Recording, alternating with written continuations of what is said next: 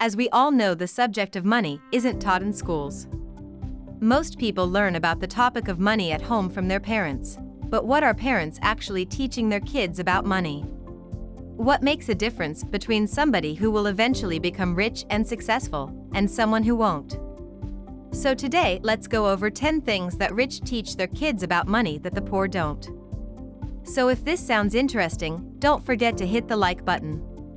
Hey, while you're at it, don't forget to subscribe. Also, please don't forget to share with others in your network. Now let's get started. Number 1. Rich parents teach their kids the importance of money. Virtually all self-made millionaires or anyone who's achieved financial success believes that money is very important and is one of the first things they teach their kids about money. Rich parents often show how important money is regardless of whether they believe money is important for happiness or not. They know that money is important to have options and a better quality of life, even if they only consider money as a resource and nothing else. Most rich people understand that money gives them freedom. From the ability to choose their location for their next vacation to the freedom to choose where to live and even the ability to help others. They know that they can have a less financially stressful life when they have an abundance of money. The poor, on the other hand, rarely talk about money, and some even say that money is not important.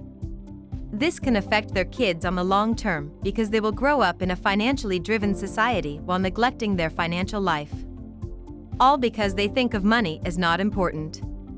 Number 2. They teach the difference between assets and liabilities. One of the most important and basic concepts of building financial independence is understanding the difference between assets and liabilities.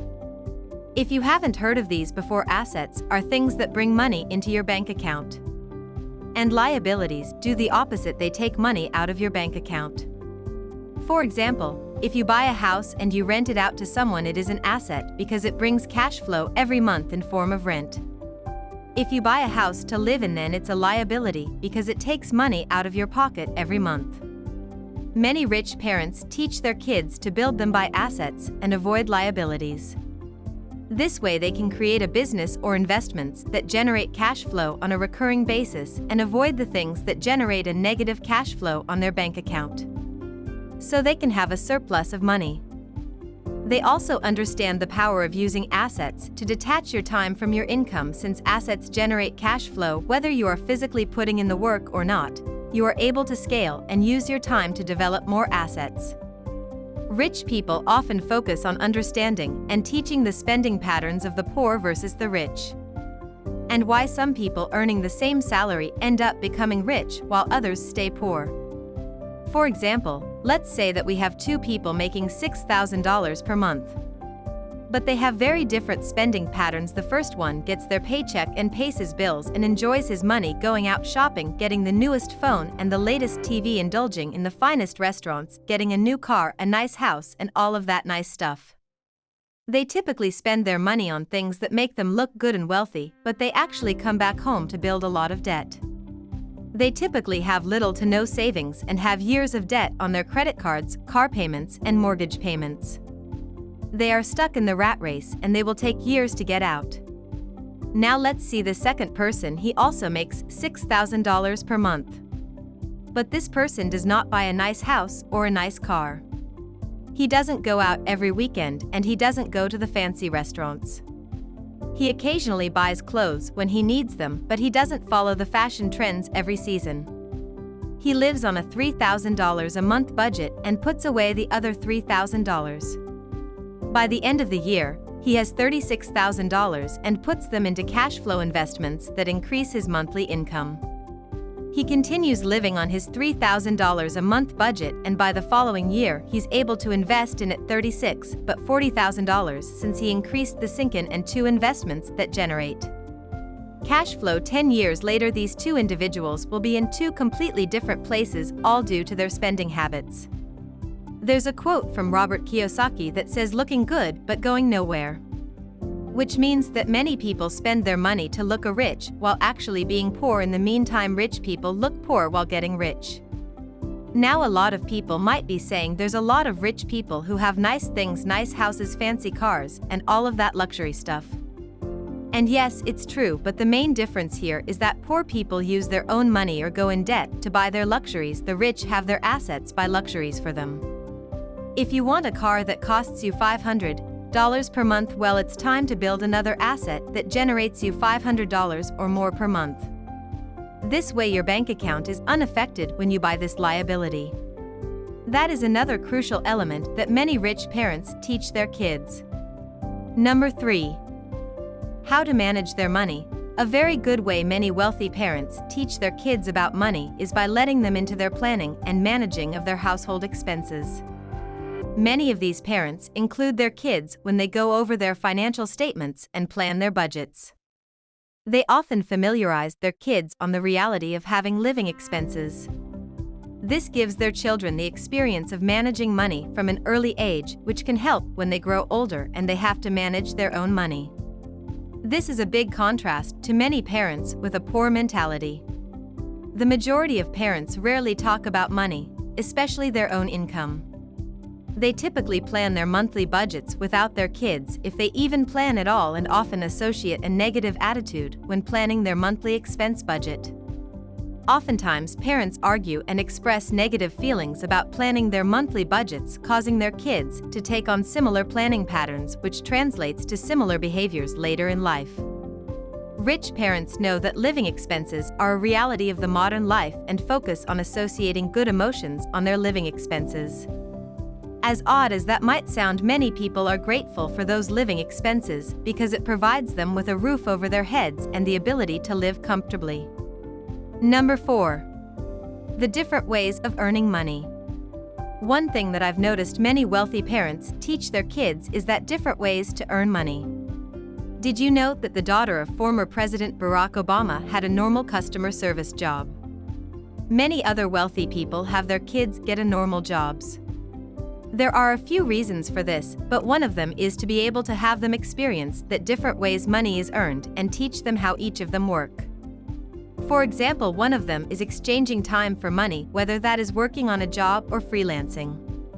The second is to build systems that generate you money or having money work for you, like building a business and leveraging the time of other people as employees, leveraging online systems that provide automation, or using money to buy assets that generate income for you, which is illustrated in the book Cash Flow Quadrant by Robert Kiyosaki.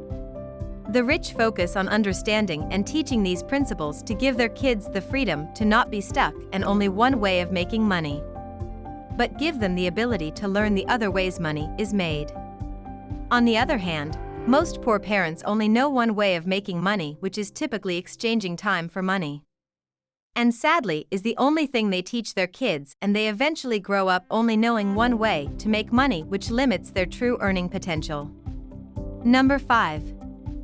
Developing productive habits. The rich know that is not what you do that makes you wealthy, but what you do consistently. If the wealthy parents are self-made, they know that in order to achieve financial wealth, they must work and carry out their plans on a consistent basis.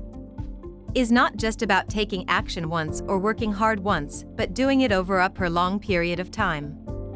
And the best way to do that is by building habits, things that you come to do naturally. So many wealthy parents focus on developing productive habits on their children so they can attract wealth themselves more naturally in the future.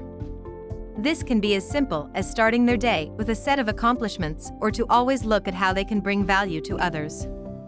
Not only that, but many wealthy parents teach their kids how to build their own habits. Learning how to build habits is one of the best skills anyone can have. Understanding the psychology behind modifying your own habits can be extremely powerful for our child's long-term success. Number 6. No one owes you anything. Self-made millionaires and those who got wealthy with their own work know how much it takes to create wealth for them and family. They know that they will only get what they fight for, and no one owes them anything. This is especially important for rich people because in many occasions their kids grew up in a wealthy environment where they can feel like they deserve to have a piece of their parents' wealth. They understand that this sense of entitlement can be a huge disservice to their kids in the future, and teaching a concept of earning your success becomes very important to them. Bill Gates and Warren Buffett, two of the richest men in the world, have similar philosophies.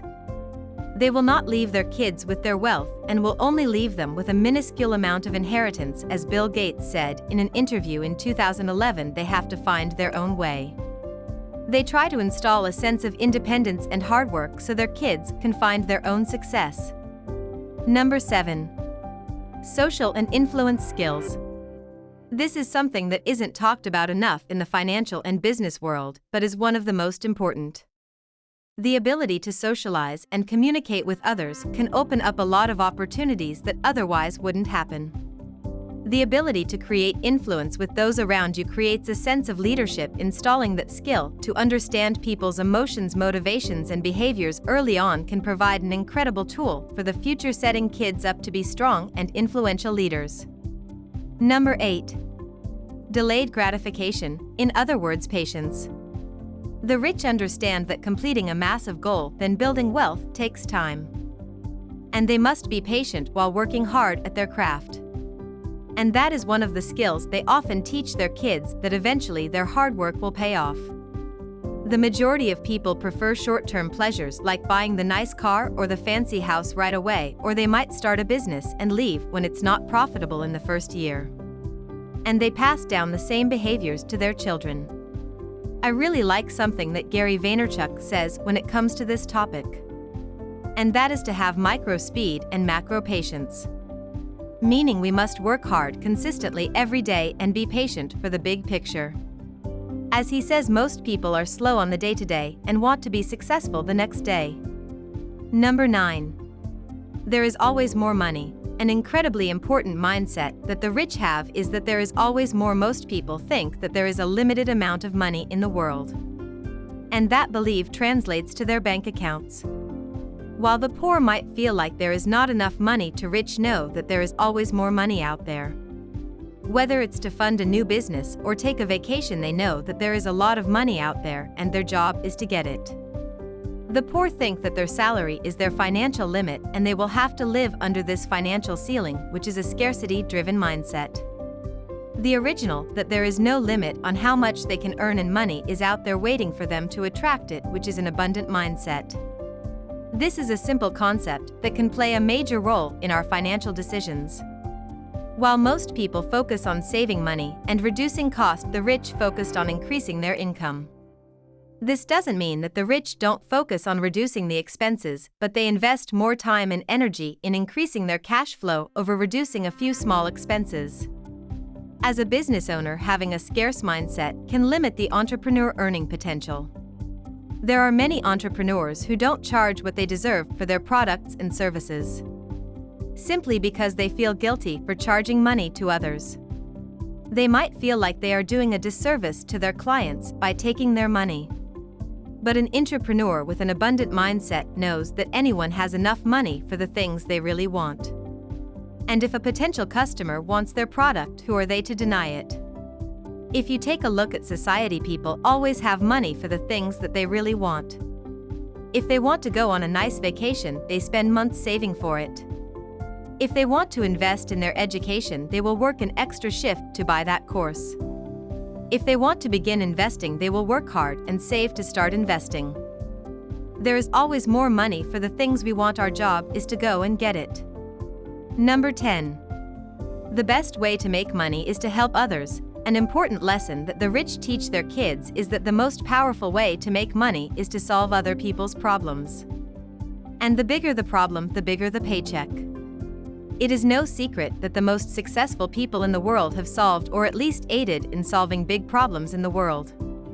From Steve Jobs for revolutionary in the technology, music, and communication industry, to Henry Ford for transforming the personal transportation industry, to Oprah Winfrey for making a global impact in the self-development world. All made a huge impact in helping others solve a problem. Most poor people focus on getting paid based on tasks, efforts, and time, while the rich focus on providing results and solving problems. Providing value is the rich person's game, and they get paid based on the amount of value they provide. We have links in the description below for more follow-up info with details. If this information was helpful to you, please like this video. Also, please don't forget to subscribe. And while you're at it, hit that notification bell so you won't miss out on any information in the future. See you in the next video. Thanks for watching.